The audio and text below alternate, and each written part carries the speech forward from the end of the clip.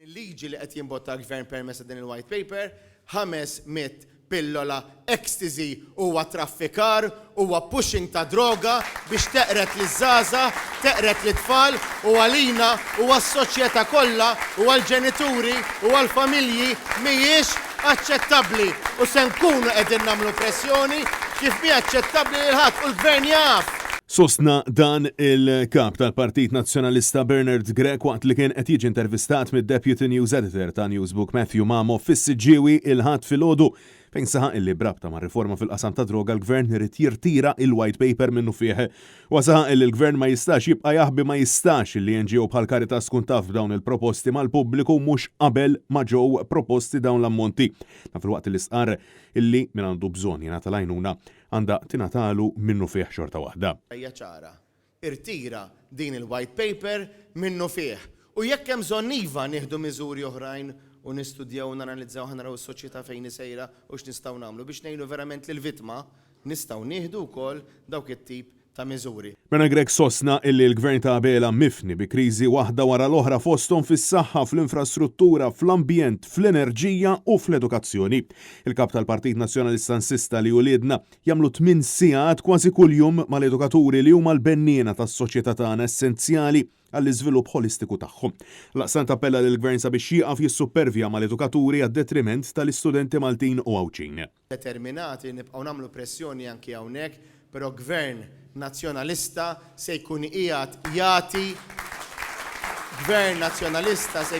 jagħti il-kundizzjonijiet xierqa lill-edukaturi kollha għaliex l-edukaturi nerġa' ngħid huma l-benniena tas-soċjetà ta' għada.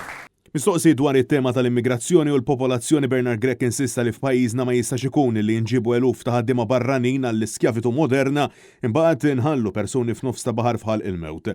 Brabta mal-Presidenza kif George Vella wasal fit-tmiem it-terminu tiegħu il-kap tal-Partit Nazzjonalista sostna li Robert Abela mhux jifhem l-urġenza u issa li mhux se jkun qed iħallih jimponi isem iżda għal darb'oħra ħeġġu għad-diskussjoni. Ma jistax ikun li tkellimt iktar minn ġimagħtejn issa li l-Prim Ministru għadu laqqas biss kellimni biex nibdew niddiskutu. Tkellimt terġajt bħallum ġimgħa u għaddew ġimagħtejn u għadu lanqas biss għamel pass biex niltaqgħu.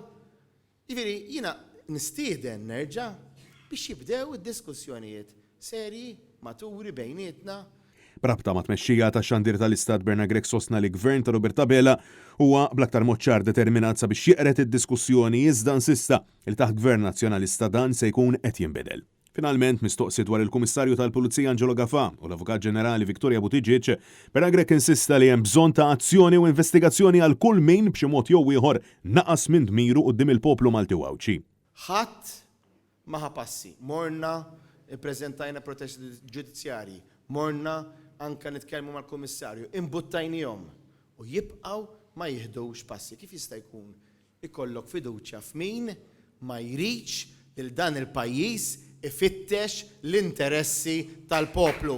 U meta nkunu fil-gvern se nkunu qegħdin naraw li l-istituzzjonijiet ta' pajjiżna ikunu liberi biex jagħmlu xogħolhom u jagħmlu xogħolhom għaliex huwa fid-dmirhom li jħarsu l-interessi tal-poplu. Però daw il-persuni titlob li jiġu investigati wkoll għan-nuqqasijiet tagħhom? Għandu jkun hemm investigazzjoni kull fejn xi ħadd naqas milli jagħmel dmiru. Ma jistax ikun li f'dal pajjiż nibqgħu kulħadd unaccountable, kulħadd jagħmel li jrid.